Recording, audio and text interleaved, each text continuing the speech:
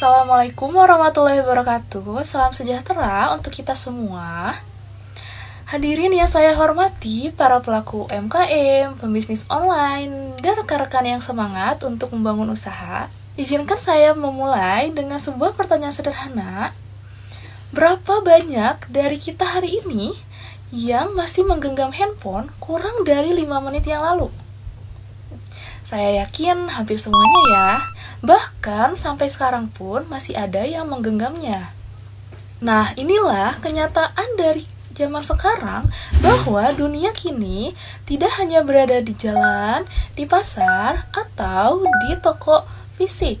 Dunia itu kini berada di genggaman kita, yang dimana pelanggan kita berada di layar ponsel dan sedang mencari produk, melihat ulasan, membandingkan harga, dan memutuskan untuk pembelian dengan secara hitungan detik saja. Namun pertanyaannya adalah, apakah bisnis kita sudah hadir di sana? Jika belum, maka bukan bisnis kita yang sedang bersaing, tetapi ini menjadi peluang yang sedang kita lepaskan.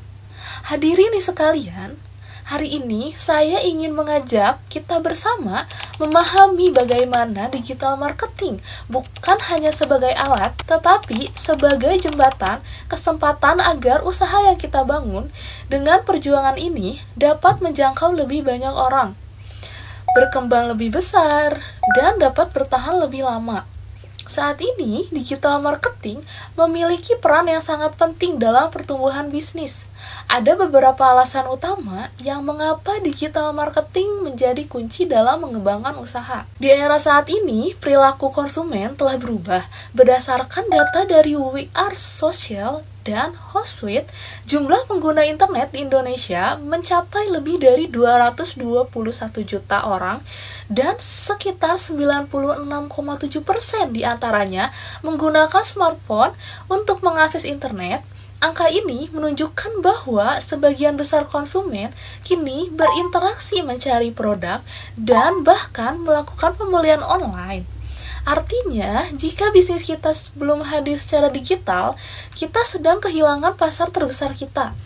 Digital marketing tidak hanya membantu meningkatkan jangkauan pasar, tetapi juga memungkinkan kita untuk berinteraksi langsung dengan pelanggan, membangun branding, serta mengukur aktivitas promosi dengan data yang akurat. Selanjutnya, kita akan membahas beberapa strategi digital marketing yang dapat diterapkan oleh para pelaku usaha. Yang pertama, ada media sosial marketing. Platform seperti Instagram, TikTok, dan Facebook kini telah menjadi etalase digital bagi bisnis. Dengan cara membuat konten yang menarik dan interaktif, kita dapat menjangkau calon pelanggan secara luas tanpa biaya besar. Kuncinya adalah konsisten dan paham terhadap audiens. Yang kedua yaitu SEO, merupakan strategi untuk meningkatkan visibilitas website bisnis di mesin pencarian Google.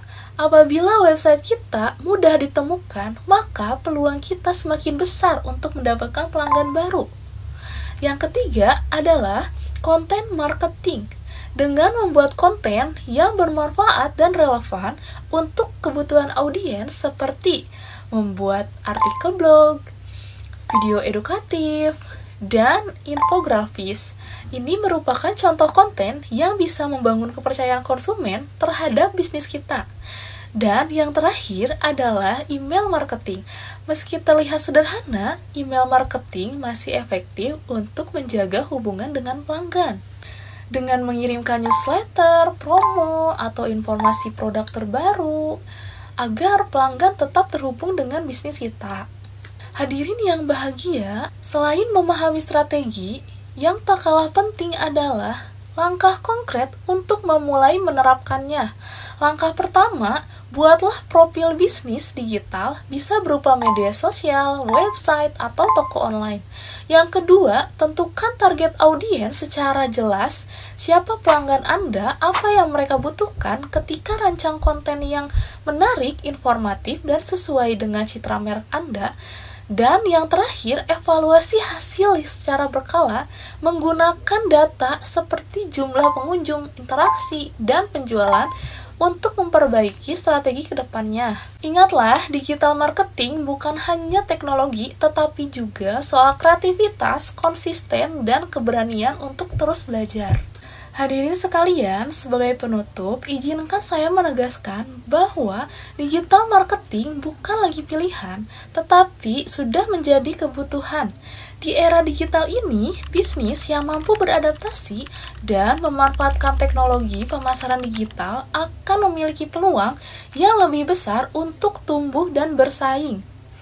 Mari kita jadikan momentum ini sebagai langkah awal untuk mengubah cara kita memasarkan produk, menjangkau pelanggan, dan membangun merek yang kuat di dunia digital.